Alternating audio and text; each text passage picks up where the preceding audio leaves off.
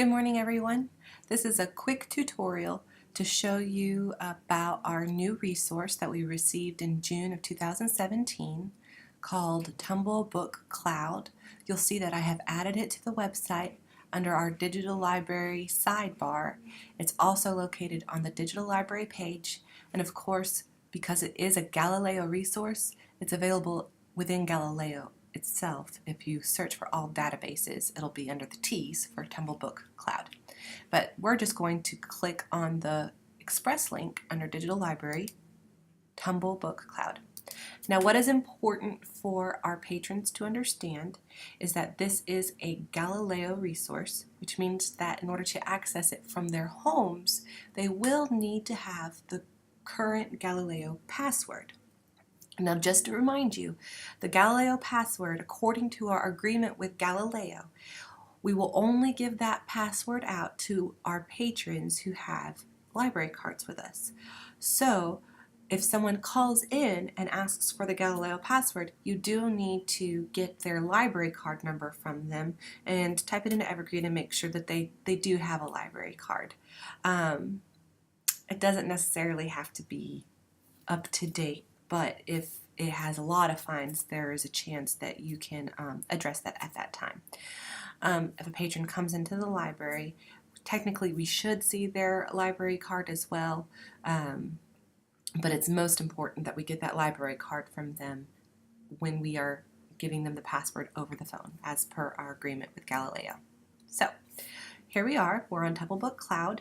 Another thing that the patrons need to understand is that this is a lot like Overdrive. It's sort of like Overdrive because you can access audiobooks and ebooks.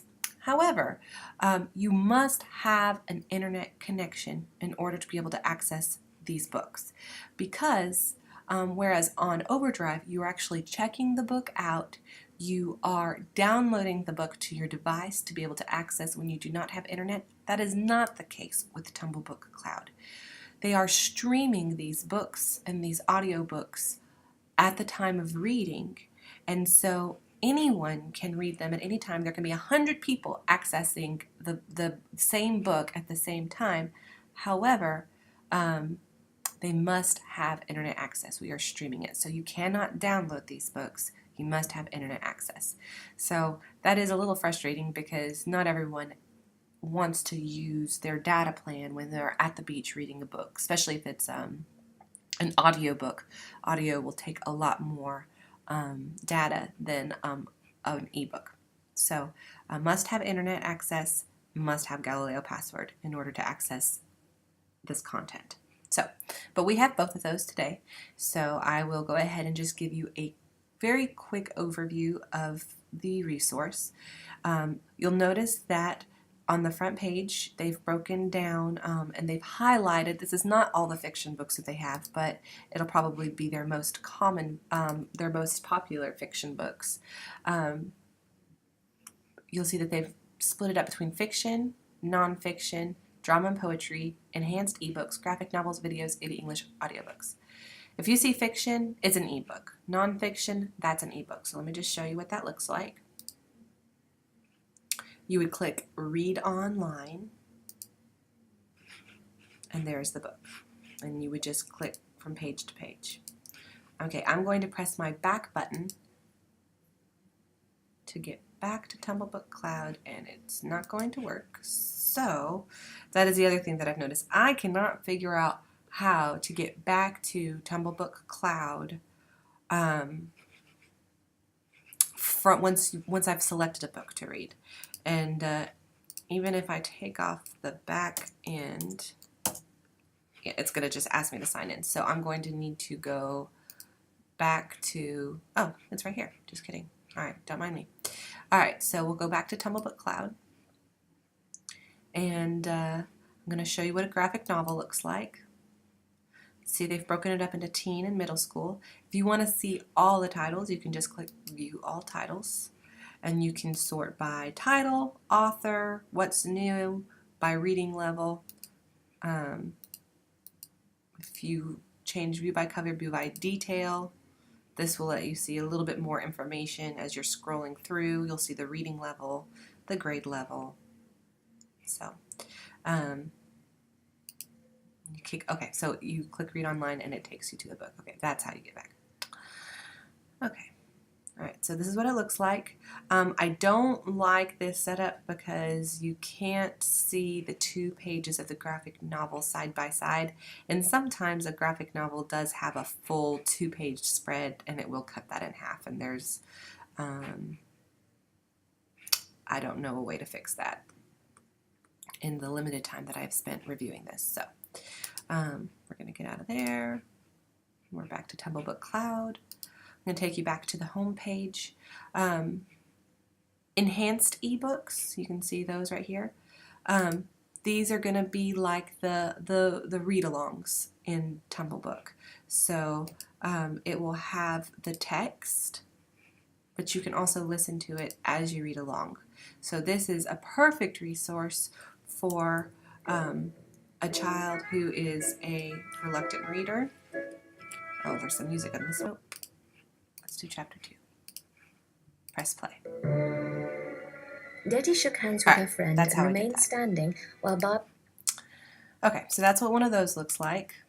If you will notice, they do have an AP English section. So please, if you do have tutors that come to your library to tutor children, please take the time to show them this new resource. It may be that this can be very beneficial for tutoring, especially with the read-along enhanced books.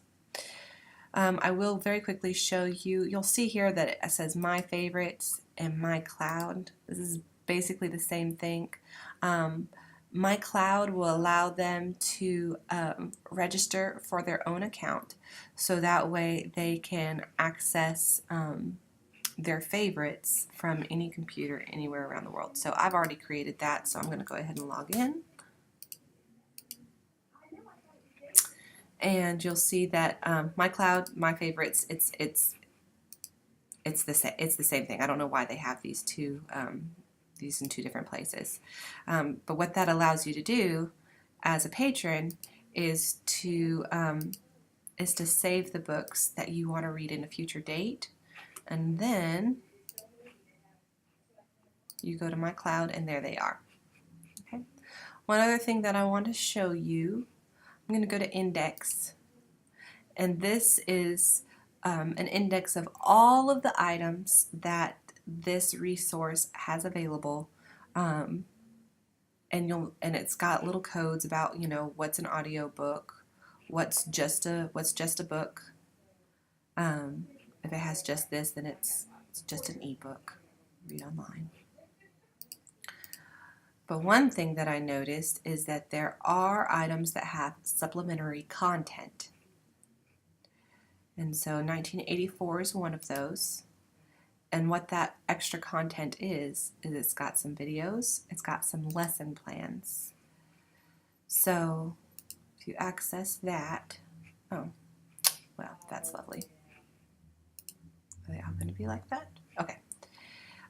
Here is a lesson plan for 1984. So this is a really great resource for teachers. So if you have any patrons that are teachers, please let them know about TumbleBookCloud so they know that they have this resource available to them. It is my understanding that the Galileo for the education system does not currently have access to TumbleBookCloud or TumbleBook, and so that means that this is something they can only access through their public library. It's not something that they have access through already, because as we all know, the schools have Galileo as well, but it's a little bit different. They have different databases. So please do bring this to their attention. And I kind of want to see what those videos were, because I had not seen that yet. So, oh, Christopher Hitchens discusses George Orwell's 1984 on a radio broadcast. And then, is that the full film?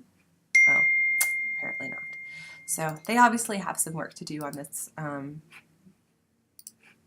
this resource, and it may be that we don't have access to the videos.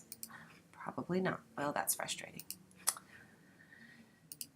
So it's not perfect, but it is a resource that we did not have before. How much you want to bet that this has his actual inaugural address? Oh, no, just the lesson plans. So, look at that. A nice little lesson plan all set up for the Gettysburg Address. So,